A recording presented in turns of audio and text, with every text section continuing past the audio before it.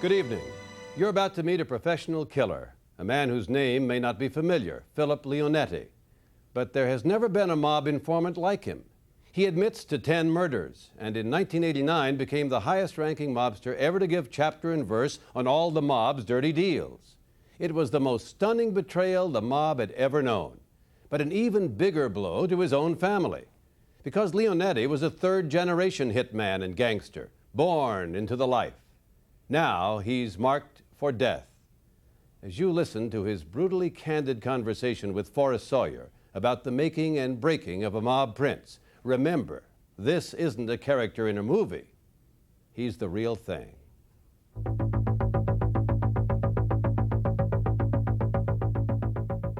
To the mob, you are the worst kind of rat. Probably, yeah. That's right. Philip Leonetti is no longer his name. To conceal his new identity, he is seen here in disguise. It's looking pretty good. His life and the lives of those closest to him depend on it. Leonetti is the turncoat underboss of the Philadelphia crime family, and admittedly, a ruthless killer. The government's star witness is Philip Leonetti. Phil Leonetti isn't a mob captain anymore. He's a mob informant. The 36-year-old Leonetti is going to talk. This is Philip Leonetti before he broke his vow of silence on June 20th, 1989, and turned state's evidence. The government calls Philip Leonetti. It was then the biggest mob defection in history. Inside testimony against 10 major crime families, resulting in 48 convictions. And Leonetti helped bring down New York boss John Gotti. He had become a traitor, and to the mob, was as good as dead. Anybody who kills me would make them a big guy in the mob. I wouldn't like it, but that's why I watch myself. I got to do the best I can. I know the situation I put myself in. Which is that you'll be looked for the rest of your life. Yes. For Leonetti, this was not only business, it was personal. He had sold out the Mafia and his own family. Nothing to say. I'm innocent, that's all. His uncle, Nicodemo Little Nicky Scarfo, the man who had raised him like a son, was the boss of the Philadelphia mob. I'm his blood, and that really bothers him. How bad does he want you? I guess I would never be dead enough for him, Forrest. If he could keep killing me, he would be a happy guy. And killing came easy to Nicky Scarfo. Just 140 pounds, 5 feet 5 in platform shoes, Scarfo was best known for one thing: murder. He ordered dozens of hits, 6 of them carried out by one of his capos, Tommy Del Giorno. He killed everything he could kill with the power he had. It's just like, let's compare him to Hitler. Put Nicky in Hitler's place, he would have outdid him. He's like the devil. In a way, it sounds like there's this crazy world, right? With its own set of rules. And this guy at the center of it who has no sense of goodness. That's how you felt. Oh, yes. That's for sure. And you went into that world and you participated in it. I gave him my life in the beginning because I thought it was the right thing to do. From the time he was a baby, Philip tried to do the right thing. Abandoned by his father, Nicky Scarfo's mob life was all Phil knew. 15 yards per dollar. How about it now? On the streets of South Philadelphia, they called it La Cosa Nostra, this thing of ours. How about it now? It's great, man. And in a neighborhood where life could be rough, it was family, it was religion, and maybe most of all, it was respect. I tell you, when they see my uncle, they came over, they shook his hand, they had all kinds of respect for him, which made me feel really good because they knew him and his reputation from Philly. In fact, Scarfo's reputation for violence was too much even for his own boss, Angelo Bruno, who ran the Philadelphia mob back then. Bruno decided that he'd had enough after Nicky stopped by the Oregon diner one night and killed some guy with a butter knife. Your uncle did a freelance killing with a butter knife? Yeah, he got in a fight with a guy in a diner, and the guy's choking him, and he's reaching, he grabs a butter knife, and he sticks it in the guy, and it hits his heart, and the guy dies. It was 1963, and Scarfo was banished to Atlantic City. Nowhere then. just some dying seaside resort where he tried a little bookmaking, a little loan sharking. When Scarfo arrived, Phil and his mother were already there, living in his grandmother's apartment house on Georgia Avenue. It was a quiet neighborhood called Ducktown. 4 square blocks of close-knit Italian families, living just as they did in the old days. But Leonetti's Mafia roots ran 3 generations deep. In the privacy of his home, little Philip was quietly learning the family business. It wasn't strange to me.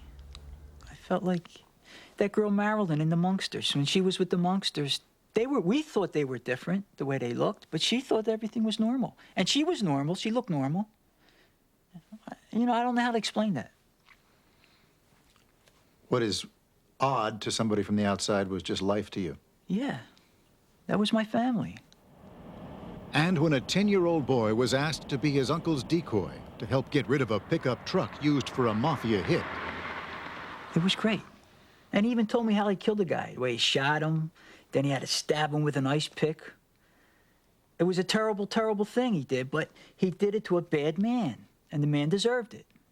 you were excited to be in the truck. Yeah, it was an honor for me. It really, because that they needed my help. A 10-year-old kid.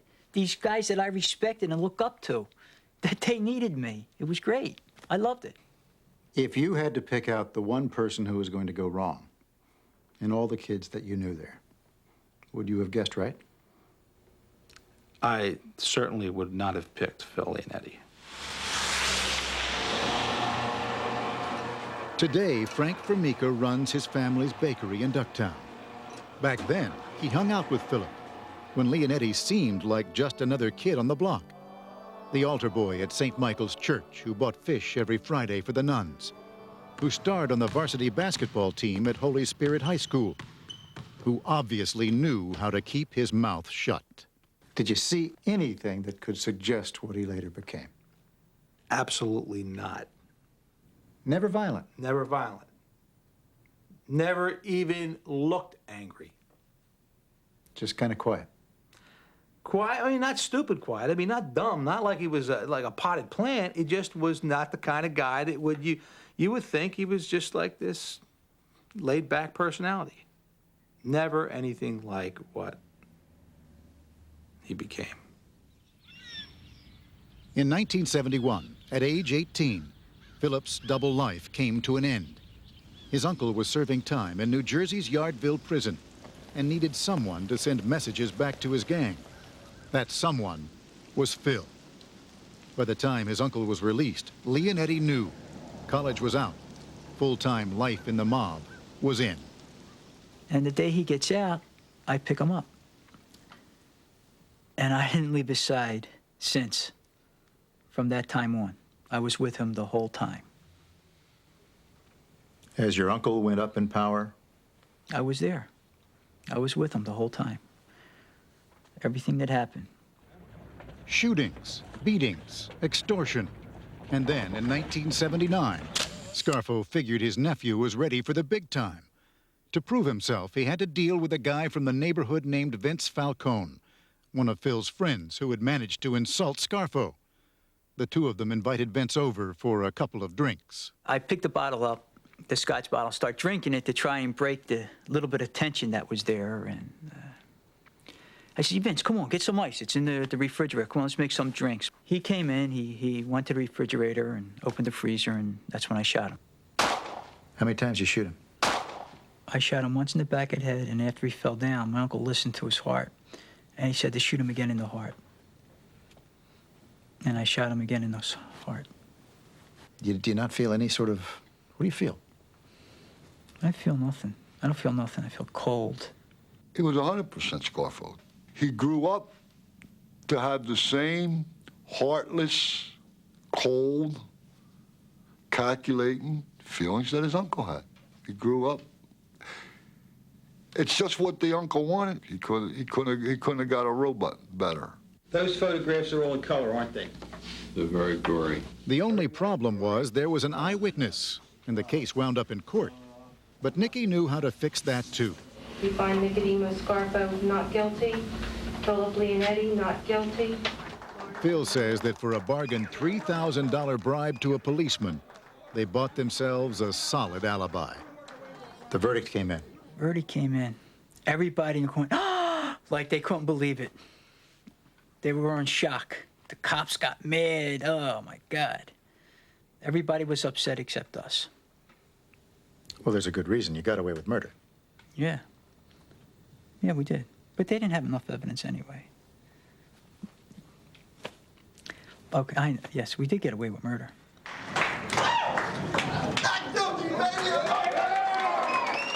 It wasn't the first time. What a waste of taxpayers' money. And in trial after trial, it wouldn't be the last. Thank God for the American jury system, an honest jury. The murder of Vince Falcone earned Uncle Nicky's respect and bought Phil a place inside the Brotherhood. In 1980, at a secret ceremony here in South Philadelphia, Scarfo cut Phil's trigger finger and wiped the blood on a tissue that was set on fire. Leonetti was 27 years old. So we said, what I want you to do is cup your hands, and we're going to light the tissue paper, and I want you to juggle it in your hands and keep saying, may I burn like this saint if I betray my friends. And keep saying it until it burns out. Vowing your loyalty for life. Yes. No question. No. And if you want to change your mind? Can't. But you know that. You only get out one way, and that's feet first. I just can't believe that, you know, the guy that I knew for like 10, 12 years wound up like this. He wound up like the movie. You went to see The Godfather. Yes. So when you go and see this movie and you're walking back and you're looking around at this place, there must Did be the thought cross my mind that here I am living in this movie? I felt like I could look out the back window of the rectory and see that same thing, that same evil festering in the neighborhood. Father Michael D'Amico watched as Phil grew up and Scarfo grew more bold. The FBI photographed the wise guys who came around. Guys with names like Faffy, Chicken Man, and a young man who had come to be called Crazy Phil Leonetti. Loan sharks and extortionists mostly, until the day they struck it rich, the day casino gambling put Atlantic City on the map. By the early 80s, the Scarfo gang had hit the jackpot. From the construction companies to the unions, Scarfo took a piece of it all. When the casinos came to Atlantic City, the governor made an announcement. Yes, we heard it. Keep your filthy hands out of Atlantic City. Keep the hell out of our state. We were there already. How could we stay out? There was no way a casino was going to come into Atlantic City without you. Without dealing with us. And what a sweet deal it was. With corrupt local politicians looking the other way, they didn't need to skim money from the tables. Instead, they had Local 54, the hotel and restaurant employees union, forking over thousands every month. Millions more came in from the lucrative casino service contracts. The mob was everywhere, in the restaurants and the lounges, picking up laundry and hauling away trash. I was a big gangster that used to live here. With protection and still in disguise, Leonetti took us back to the boardwalk he says he once owned. I'll tell you the story about a casino that didn't want to re-sign a union contract with our union. So I sent word to him that if he didn't sign the contract, we were going to blow his brains out. And he received the message and he signed the next day. The guy running the casino? The president. You wouldn't be nervous about killing somebody that high up? No. No, not at all. It was all luck and nerve with Nicky and Phil. So they were ready in 1980 when Philadelphia boss Angelo Bruno was rubbed out by one of his own men.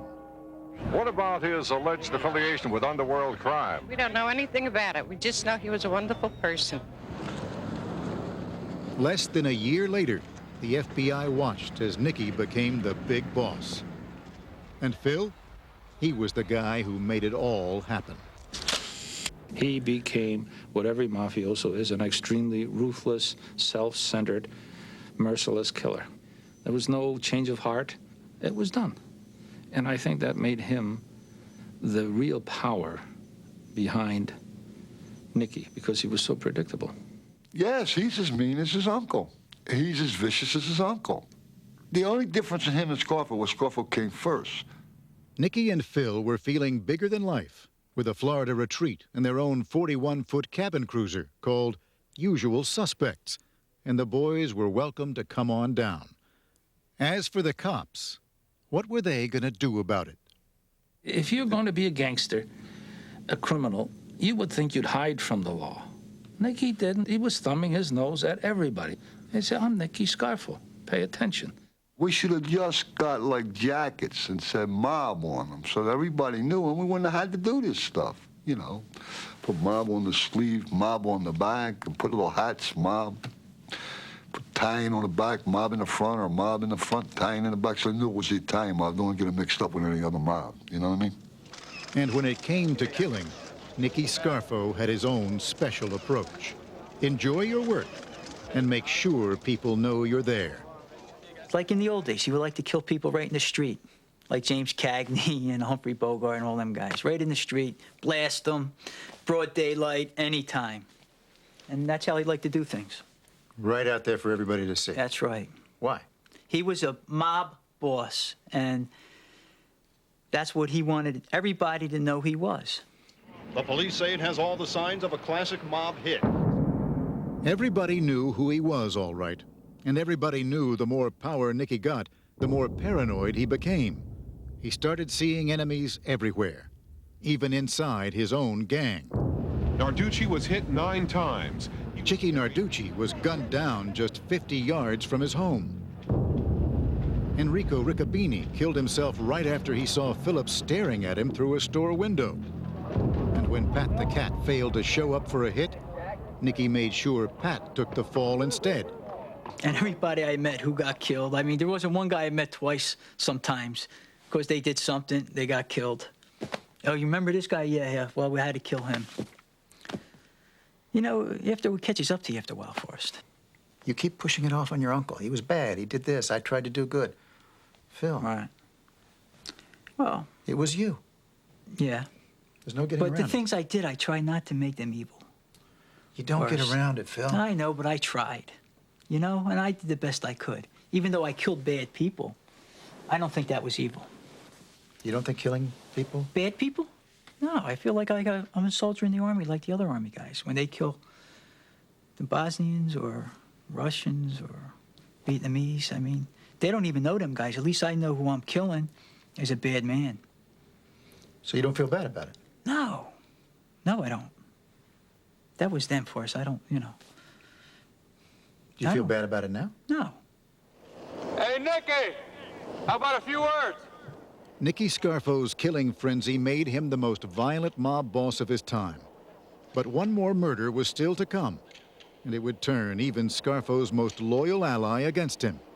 An ally who would, in the end, betray everything he had ever believed. By 1986, Philip Leonetti was the underboss of the Philadelphia mob, the right-hand man of one of the most violent mob bosses in mob history. Even the mob members themselves were terrified of Phil and his uncle, Nicky Scarfo. But as Forrest Sawyer discovered, what they didn't know was that tough guy Phil was just as scared of Scarfo as they were. Were you afraid that if you did make a mistake, your uncle would turn on you? Oh, definitely. And by turn on you, I mean... He would kill me. Definitely. Phil had seen it happen before, when Uncle Nicky turned on 28-year-old Salvatore Testa, Scarfo's most loyal captain, Leonetti's best friend. Salvi thought my uncle was his dad, and I was his brother. And your uncle says, we got to kill him. Yeah. And you say? Nothing. For 5 long months, Phil helped plan Testa's murder. Testa's body was clearly visible just a few feet from the road. On September 14th, 1984, on Scarfo's orders, Salvi Testa was shot in the head and dumped in a ditch in New Jersey. When he killed Salvi, it sent what message? that if he'll kill Salvi, who everybody knew to be his most loyal captain, he will kill anybody for any reason. What chance have I got? And that sends people to? The FBI. People smart enough to know Scarfo had them on his hit list, too. People like Tommy Del Giorno, who was the first to testify. You get up there and you tell the truth. You tell exactly what you did. You don't add to it. You don't subtract from it. You tell the exact truth. You tell what, because believe me, the truth was brutal. Count one, RICO conspiracy. What is your verdict? Guilty or not guilty? Guilty. On November 19th, 1988, armed with new informants and tough new racketeering laws, the government got convictions against Scarfo, Leonetti, and 15 others on everything from extortion to murder. Scarfo received 55 years, added on to a life sentence from another murder conviction. Leonetti got 45 years. I was glad it was over. You just get hit with 45 years and you're relieved in a way. Yeah. You know, I didn't have to put up really with my uncle anymore. I knew we were going to go our separate ways in prison and all, so all around it was a good relief. You mean in some ways you'd rather go to prison than be with your uncle? Yeah. Oh, yeah, I felt like that. That's how much he tortured me. Faced with spending the rest of his life in prison, Phil started thinking maybe it was time to make a deal of his own. I picked up the phone from prison, and I called an FBI agent by the name of Jim Marr. I took a chance. I made sure nobody was standing around me, and I called. It took a lot of guts. Do you in some way admire him? Well, I admire courage wherever I see it, and I admire that courage. It was a courageous act. Yes, it was. Leonetti says he did it to protect his family and keep his 15-year-old son out of the mob. Others say Leonetti was just looking for a deal. He didn't want to leave no mob. He wanted to leave the mob after he got to 40 years. He didn't want to leave the mob before that. And he went home. You see how much he wanted to leave the mob? He wanted to leave it, all right. Don't believe that. That's nonsense. It looks like you waited till you got nailed. Right. And then tried to cut the deal. This is no moral action. This is just a guy trying to weasel out.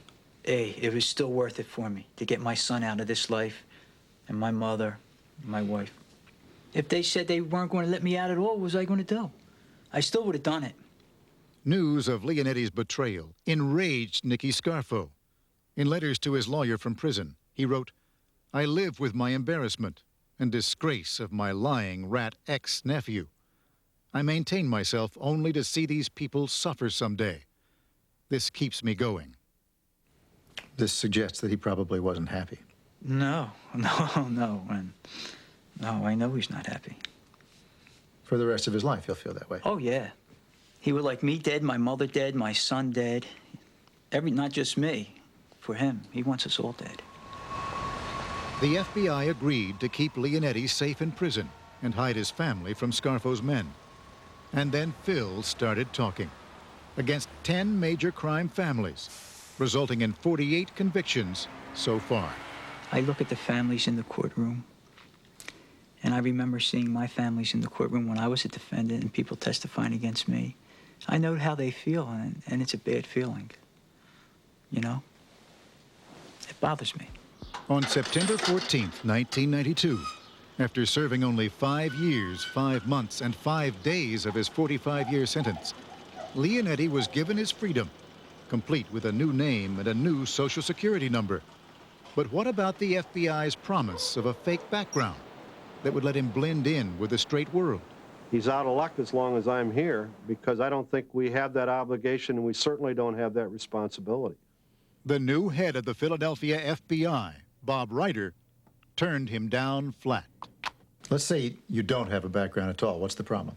If I can't get a job, I can't have references to tell people, I come from here, I lived here, I worked here. I need help here.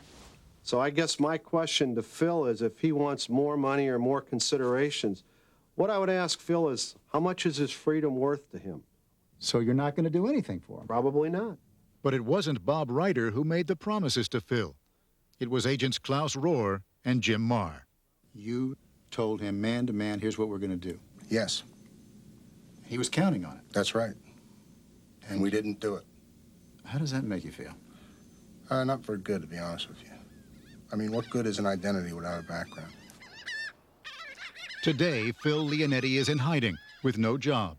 But the son he fought to protect is now in college. And Phil has added one last twist to his story. He has recently remarried, and not to just any woman. This woman was dating Vince Falcone when Leonetti killed him. Help me understand. The girlfriend of the man who was your close friend whom you murdered, have I Yes. got it so far? Yes. Is now your wife. Yes. I'm glad it's worked out, but you must understand, looking at it from the outside, it seems a little strange. Yeah, it does seem strange, but it wasn't until 2 years later that we really start dating. I mean, it wasn't, like, in other words, it might look like I killed him to go out with her. I mean, there was really not even No, an I would association. think just the fact that you killed him might slow things down a little bit. Just that I killed him? Well, yeah. Well, I mean, it's in the past. I mean, we have to go on. You know, things happen, and what are you going to do? We come from a very different world than everybody else. Very different. Here you are today, having brought all of it down. Strange life, huh? Yeah. Strange life. You never know what's going to happen. Philip Leonetti may be called on to testify again, this time against his uncle in an upcoming murder retrial set for January. And while he's not now under federal protection, he may soon be, because the FBI has asked Leonetti to take the stand next March against Vincent Chin Gigante, the man they call the boss of the Genovese mob, the most powerful crime family left in America. With his son now in college under a new identity, perhaps the family tradition has been broken.